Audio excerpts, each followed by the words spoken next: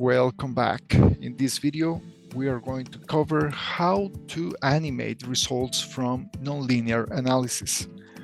In this case, I'm showing the results from nonlinear buckling analysis, to be more specific, which contains also nonlinear results in steps, and it has one extra value for the eigenvalue, that is the buckling load or scale factor load.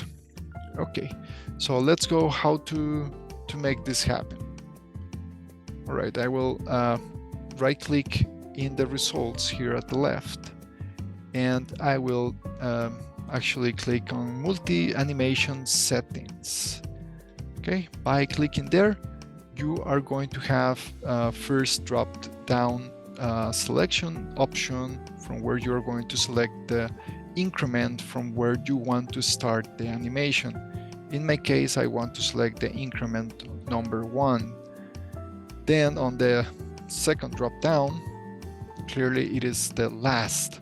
So as I mentioned earlier, this is buckling nonlinear, and we have at the end of the increments of nonlinear analysis, we have one extra result, that is the mode 1 eigenvalue, which is the value at which we should load our model for half the buckling situation. So I'm going to select the increment number 30 in here. Then we have the counter options from where you can select whichever you want to show up. I will go on the more usual thing, that is to show the von Mises stress. Then I have the option, we have the option of the deformation. So the deform options are basically a percentage, which actually I have 10, that is the default, or you can choose the actual one, but that one in this case is not going to show much movement, since what I'm compressing this plastic stool is around 3 millimeters. So I will leave it as 10 for now. Some extra tips could be to jump into the visibility options and turn off most of the options there. Probably hide all is the most fast way to do it.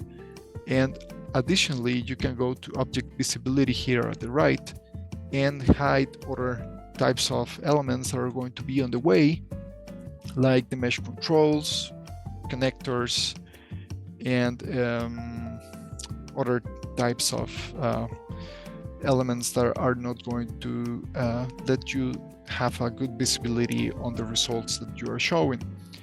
Now it is just as simple as click here in this button. It's like a play. There we go.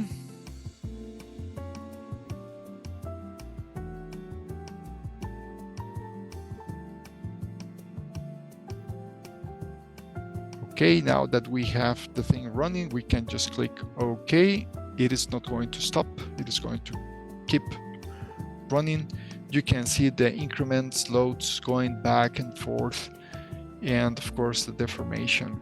So as you can see here, my value of deformation reached around almost 3 millimeters, as I mentioned earlier. And this is actually a study looking for the critical load for this plastic stool that is for kids, for children's actually. So I hope you like this video. Don't forget to subscribe and hit like. Cheers.